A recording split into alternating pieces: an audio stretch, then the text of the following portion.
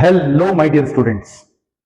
अगर मैं आपसे कहूं कि मेरे हाथ में दो ऑब्जेक्ट हैं, एक ये कॉपी है और एक ये पेज है, अगर मैं इन दोनों को सेम हाइट से एक साथ ड्रॉप करूं तो आप गेस कर सकते हो नीचे जल्दी कौन पहुंचेगा। देखो मैं दोनों को ड्रॉप करता हूं, कौन जल्दी पहुंचा? हमारी कॉपी जल्दी पहुंची। लेकिन अगर मैं आपसे बोलूं कि इन दोनों को मुझे सेम टाइम में नीचे पहुंचाना है, आप पहुंचा सकते हो? सेम हाइट से ड्रॉप करना है और सेम टाइम पे नीचे पहुंचाना है। कैसी कोशिश कर लो आप, ये दोनों कभी भी सेम टाइम पे नीचे नहीं पहुंचेंगे, कॉपी हमेशा जल्दी पहुंचेगी। एक बार और रिपीट करें, देखो कॉपी जल्दी पहुंची ना, ओके। लेकिन क्या आप ये बात जानते हो कि मैं इन दोनों को एक ही टाइम पे नीचे गिरा सकता हूं? कैसे? देखो इसको मैंने फोल्ड कर दिया, अब इनको मैं सेम हाइट से ड्रॉप करूंगा, आप देखना ये सेम टाइम में नीचे पहुंचेंगे, बराबर टाइम पे नीचे पहुंचेंगे। देखो कैसे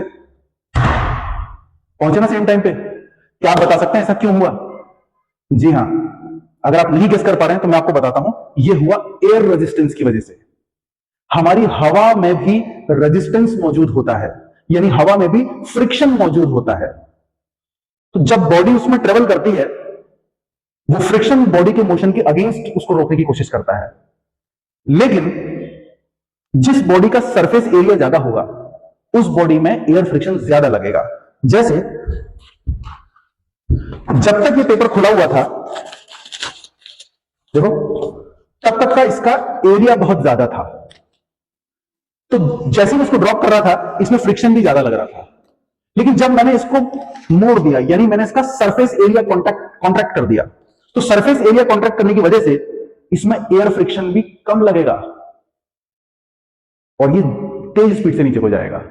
इसलिए हमारे इन्वायरमेंट में, हमारे एटमॉस्फेयर में एयर फ्रिक्शन का बहुत बड़ा रोल है। मैं आपको एक बात बताऊं, अगर एयर फ्रिक्शन ना होता तो बारिश की बूंदें हमारे सर पे गोलियों की तरह बरसती। इसको मैं आपको एक कैलकुलेशन करके समझाता हूं, देखिए मेरे साथ। आइए समझते हैं ये एयर फ्रिक्शन नाम की चीज आखिर कितनी इफेक्टिव है। ठीक, देखो एक हल्का सा एग्जांपल लेके समझने की कोशिश करते हैं बेटा। मान लो ये हमारी अर्थ है और बारिश इन बादलों से हो रही है, यहां पर क्लाउड्स हैं। आप बता सकते हो हमारी अर्थ से कितने ऊपर तक क्लाउड्स होते हैं? मैं आपको एक रफ आइडिया देता हूं, मिनिमम 1 किलोमीटर मिनिमम, और मैक्सिमम टू मैक्सिमम ये 6 किलोमीटर तक ऊपर जाते हैं, 6 to 8 किलोमीटर। तो 1 और 6 के बीच की कोई वैल्यू लेते हैं, 3 किलोमीटर ले लेते हैं। मान लो जमीन से 3 किलोमीटर के ऊपर बादल है, ठीक, आप उसको कम भी ले सकते हो, थोड़ा ज्यादा भी ले सकते हो। मैं चलो कुछ तो मान ली था, मैं 3 मान लेता हूं, ठीक है। अब बारिश की बूंदें जब यहां से गिरेंगी,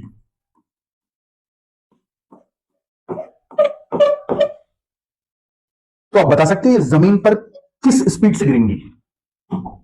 जमीन पर गिरते वक्त इनकी स्पीड कितनी होगी? नॉर्मल है, ये क्वेश्चन बहुत ही कॉमन है। मैं आपको कुछ समझाने के लिए चीजें बता रहा हूं। देखो मैंने क्लाउड ले लिया, बादल ले लिया, बादल हमारी अर्थ से कितना ऊपर है? 3 किलोमीटर ऊपर है। बारिश हो रही है, बारिश को 3 किलोमीटर नीचे आना पड़ेगा, और मैं जानना चाहता हूं कि बारिश की बूंदें हमारी अर्थ की सरफेस पर कितनी स्पीड से हिट करेंगी। ओके, तो मैंने इसमें इक्वेशन लगाई, v² - u² = 2as। Final velocity मुझे निकालनी है, इनिशियल वेलोसिटी 0 ले लेते हैं क्योंकि क्लाउड्स तो कहीं मूव नहीं कर रहे, क्लाउड तो रेस्ट पर है। इनिशियल वेलोसिटी 0 ट्वाइस एक्सेलरेशन कितना ले लें? सिंपलिसिटी के लिए 10 ले लेते हैं, 9.8 होता है, बट चलो 10 ले लेते हैं आसान रखने के लिए। हम एक छोटी सी कैलकुलेशन आपको समझने के लिए कर रहे हैं। तो एक्सेलरेशन की जगह पर मैंने 10 मीटर पर सेकंड स्क्वायर ले लिया, और डिस्प्लेसमेंट कितना है? 3 किलोमीटर। किलोमीटर को मीटर में रखते हैं, तो ये बन गया 3000 मीटर। अगर हम v की वैल्यू निकालें तो कितनी आएगी? √3 2 6 1 2 3 4, ये आ गया हमारे पास 100√6। √6 की वैल्यू कितनी होती है आपको पता है? √6 की वैल्यू होती है 2.4, 2.44 करके लंबी होती है, 2.4 ले लेते हैं, तो ये आ गया 240 मीटर पर सेकेंड। यानी ये बारिश की बूंदें हैं वो जमीन पर 240 मीटर पर सेकेंड से हिट करेंगी।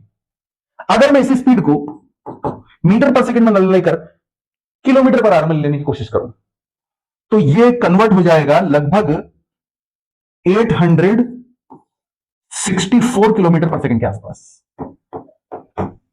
अगर आप 240 मीटर पर सेकंड को कन्वर्ट करें किलोमीटर पर आवर में, तो वो लगभग 864 किलोमीटर पर आवर की स्पीड में रहेगी। अब तुम खुद सोचो, बारिश की बूंदें अर्थ पर 864 किलोमीटर पर आवर से गिर रही हैं।